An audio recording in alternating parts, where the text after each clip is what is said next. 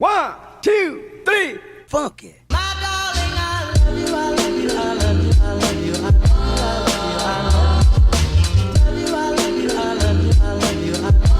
Storytime, our house had to be cleansed of a demonic presence. I had just gotten out of a relationship that I had been in for 5 years. I had to pack up my stuff from his house, move out, and I was mentally all over the place. One of my friends that I'll either tag below or in the comments had just bought a house during this time, so it was kind of perfect for me to move in with her.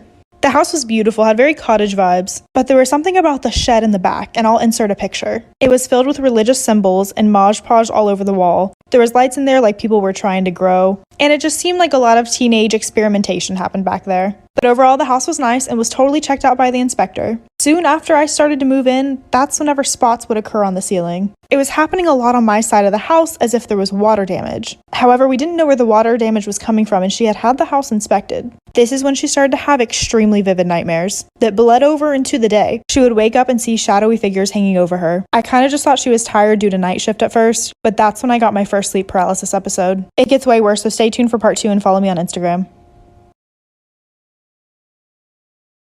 Storytime part 2 of our house being cleansed of a demonic presence. So my roommate's nightmares and hallucinations were getting worse and worse. When she would drive home from work, she one time literally thought someone was hurting themselves in the car next to her, and then would walk into the house and see something standing over her. But again, we just thought she was tired due to night shift. However, a few days later, I ended up waking up and not being able to move my body. All I could do was look around the room and I felt someone petting me. All I could do was lay there while this thing talked to me and pet my head, but I could never see her. And I know it was a her because it was a female's voice. This had me freaked out and not wanting to sleep for days. But soon I was able to get over it and forget it. One night whenever I came back with one of my guy friends, we walked into the house and from the back we heard, "Hey, are there any people here?" We both just looked at each other like, "Oh my god, did you actually just hear that?" Except I heard it in a female voice and he heard it in a male voice. He told me to stay right there and he scanned the area to make sure that there weren't any people there. And there weren't. We knew this was getting bad and we were going to have to call someone. So my roommate called up someone that she knew that did house exorcisms. The worst is yet to come. Add me on Instagram.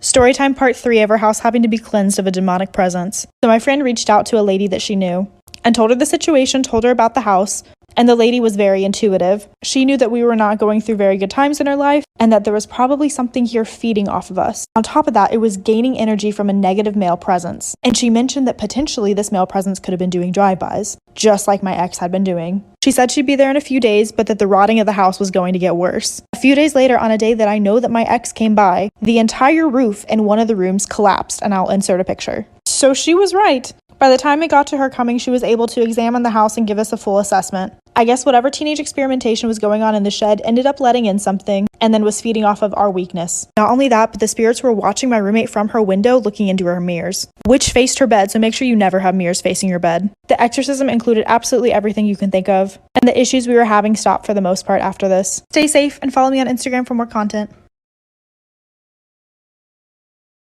This is why you never go to the well on your own.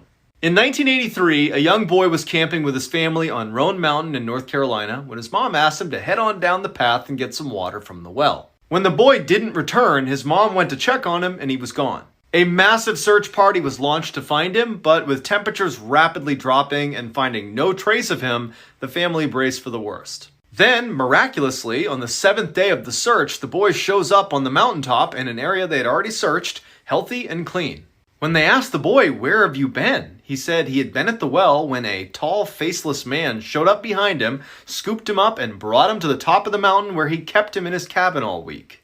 After the boy gave a very detailed description of exactly where this cabin was on the mountain, the police were eager to go find it and confront this guy. But the park superintendent just raised his hand and said, "Guys, it's pointless. I've worked here 40 years. There are no cabins on Roan Mountain."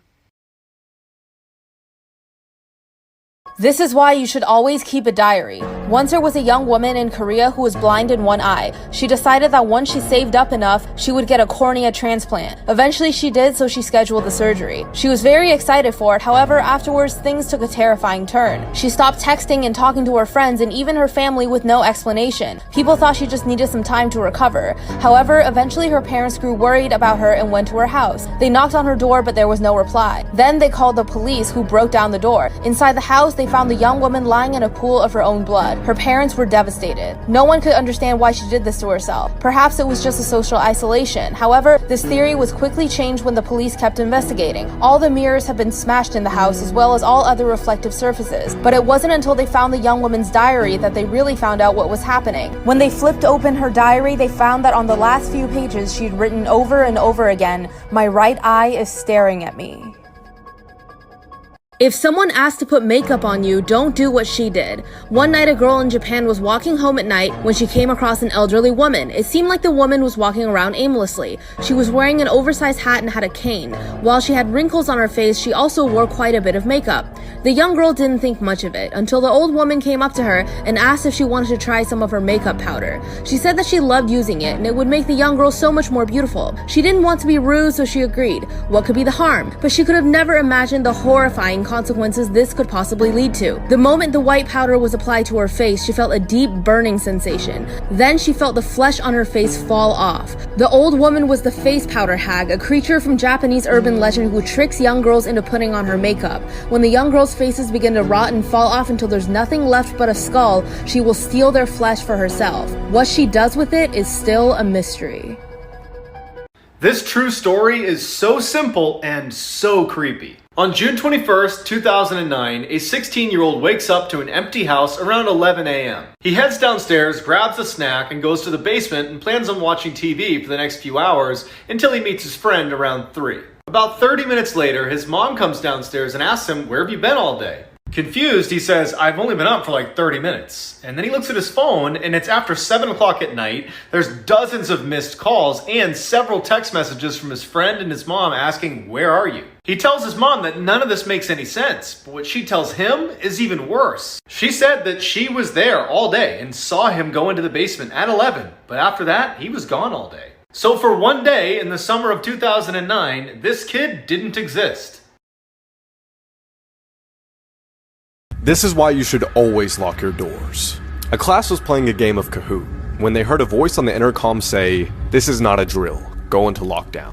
The students huddled in the back of the classroom and then the power went off. Minutes later, the students heard the sound of a man screaming at the top of his lungs, running down the hallway. The lunatic man started banging on the lockers and his screams gradually got louder. He then started banging on the classroom window, yelling, "Open up." He eventually left, and 10 minutes later, a voice on the intercom said a mentally ill person had entered the school and attacked the lady at the front desk. The staff did a sweep of the school and still couldn't find him, so they locked the doors and resumed class.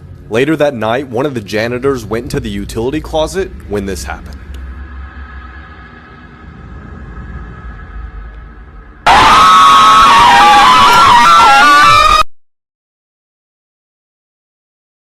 So I'm going to tell you a creepy story of a place where I lived, and this still creeps me out to this day. But first I wanted to show you this makeup. My 11-year-old daughter did it. It's super cute little deer makeup, and now I'm going to wash it off. So me and my girls lived in this apartment. It was just this little junky apartment.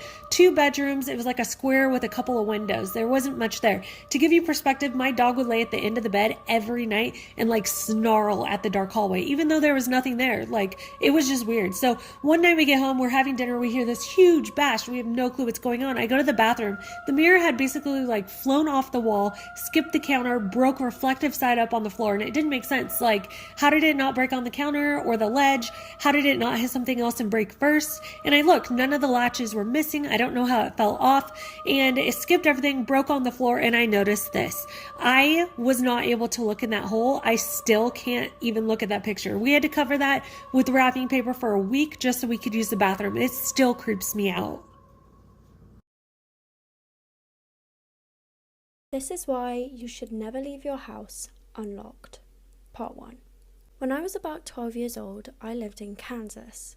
Both my parents were out and I was home alone with my 2 dogs. I was sitting in my bedroom playing on my computer when I heard the very distinct sound of the front door open and close, like someone had just come in. My dogs got up and ran into the living room, and so I just assumed my parents were home. I shouted for my mum to confirm this and heard no response. I paused my game and walked out into the living room to see, and as I did, I felt the hairs on the back of my neck stand up. I had heard someone come in, clear as day, but no one was there. I wasn't wearing headphones and I'd had the computer volume turned down, so I knew it couldn't have been the game. I tried calling my parents, but neither of them picked up. So for the first time in my life, I called the police. This is why you should never leave your house unlocked. Part 2.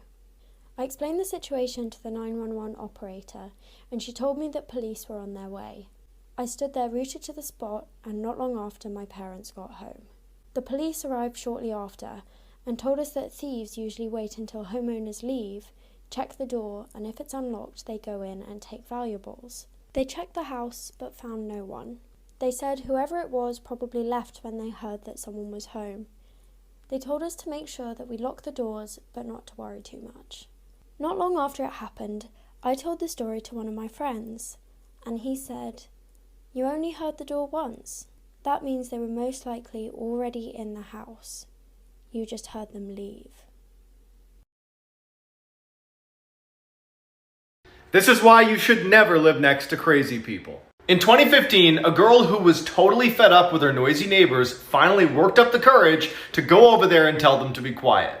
She knocks on the door and out walks this insane looking old woman who just starts hissing at her. And she doesn't stop hissing at her until the girl finally just leaves. She considers calling the police, but ultimately just goes back to her room and goes to bed. But she wakes up a couple hours later when she hears that same hissing sound. Her first thought is there's no way this can be my neighbor because she had her door locked. But then she notices there's a big lump right next to her in her bed and she reaches over to check who it is. Her crazy neighbor leaps out of bed and runs into the closet.